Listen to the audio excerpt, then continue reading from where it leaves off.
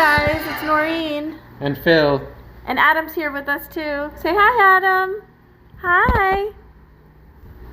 Okay. Today he says hi, but he's waving his hand.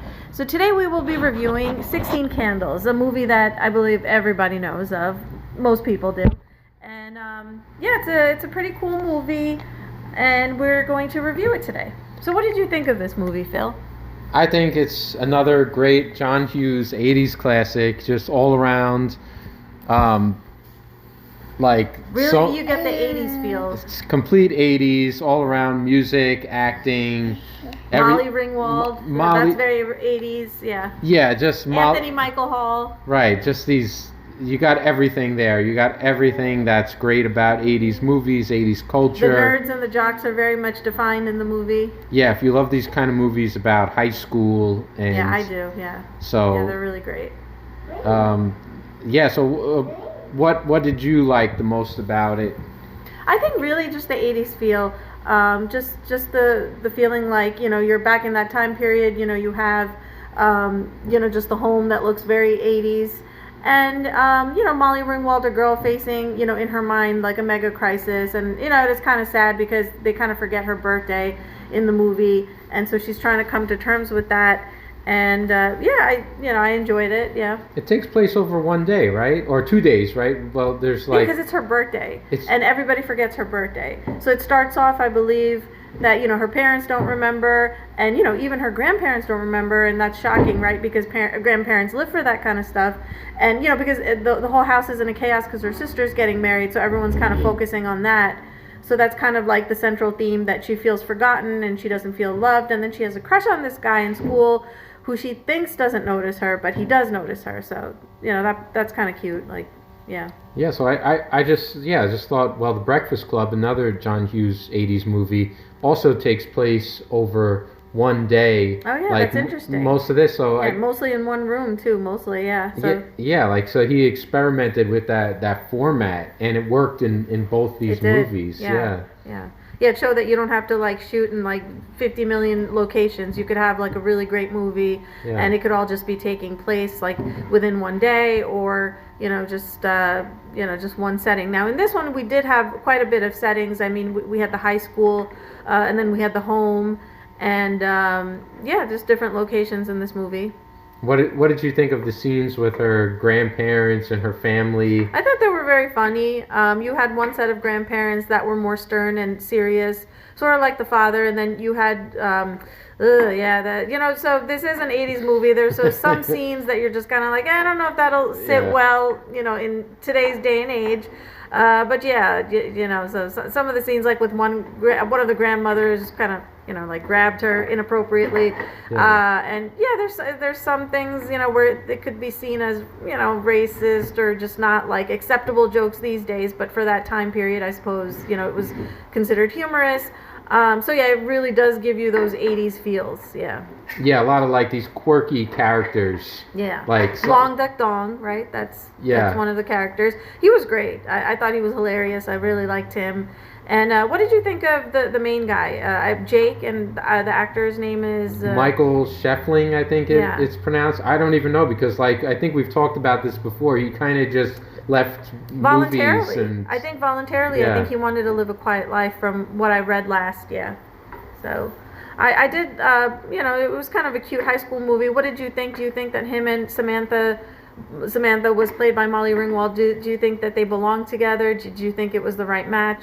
I think they worked 100% for what their roles were in the movie. He just wants to get he has an attraction to her, right? And she has an attraction to him. Yeah. And so I don't think it's one of those Prince and Princess, they walk off into the sunset they're always meant for each other. They just want to go on a date. I think that Jake felt a little lonely in his relationship. Even though he was with the most popular, considered the most beautiful girl in school, he felt like she was more of a party animal, and he wanted something more serious. And he would notice Samantha looking at him, Sam, they called her in the movie, and so he found her interesting. Hey, I think this girl is into me. Hey, I think she's kind of cute too. So slowly you see that building up, as they try to find out about each other from Anthony Michael Hall, who I thought was great in the movie. He's hilarious, and it's interesting. Just like Lucas, you have this stereotypical nerd, and he's so confident. He's just so. I love his confidence. Like I love that. Yeah, he's even when he's talking to Jake, who's the most popular guy in school, he's like trying to give him advice, trying to help him out, and he was a good guy. Like he tried to get them both together, so I thought that was really cool. Yeah, he's willing to work with it. Yeah. For it's kind of like he makes a deal with Jake, but okay, this part of the movie, this part wasn't cool. Like his girlfriend was drunk at the party, and he's like, okay, well if you help me out with Sam, I'll let you take my girlfriend, and I don't know, that whole scene doesn't rub me the right way. It kind of implies that she was kind of passed out or really drunk, and So anyway, so that part wasn't so, like, I guess wouldn't sit well in these times, but the underwear. Oh yeah, very 80s stuff. Yeah. But I liked Anthony Michael Hall for the purposes of, like, he was like this confident nerd. He was like the king of the nerds. Yeah, he calls himself that, right? Yeah, when he's like the king of the dweebs or something. Yeah, and he was smarter definitely than his friends, right? Like he was the one coming up with ideas, and he was more the daring one that, like, I'm this nerd, but I'm gonna give it a try. I'm gonna see if this girl likes me, and he was really cool. I liked him. Yeah. Yeah, I think kind of like Ducky, I think, in Pretty in Pink. I like Ducky too. Yeah, he's like this character around Molly Ringwald's character, he's really great. Who yet like plays like a really big role, but he's like a nerd, just kind of like Duck. Well, Ducky is not really like a nerd, but kind of. Not like the main guy, but important. I like the father also, Samantha's father. He was a real girl dad, very comforting, tried to help her out and talk to her. He was sweet. I liked him. And let me see, who else was there?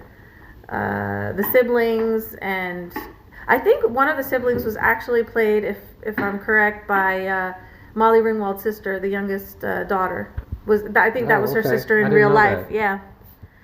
Yeah. So, but just everything was kind of just like very 80s. Then there was the wedding scene at the end. There was a lot of chaos there.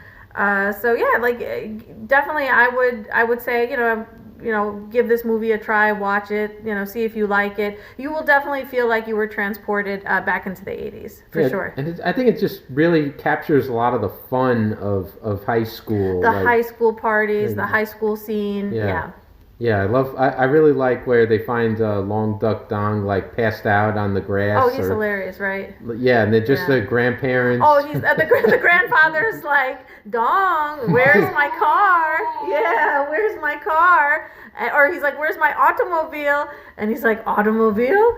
So that scene was kind of like hilarious. Yeah.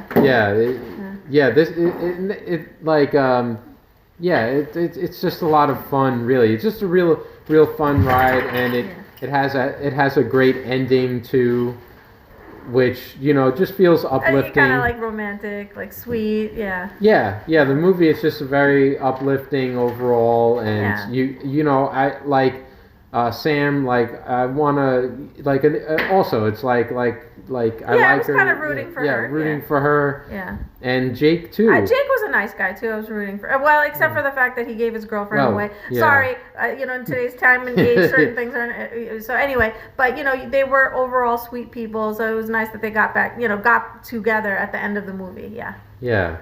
And there's the party scene, right? Nice, party scenes are great. Real classic 80s party Phil wishes he could be transported back in the 80s and attend one of those parties, right? Like the music, I think just the vibes, the music was incredible, in the 80s. So it would have been really cool to be at one of those parties. Yeah, for sure.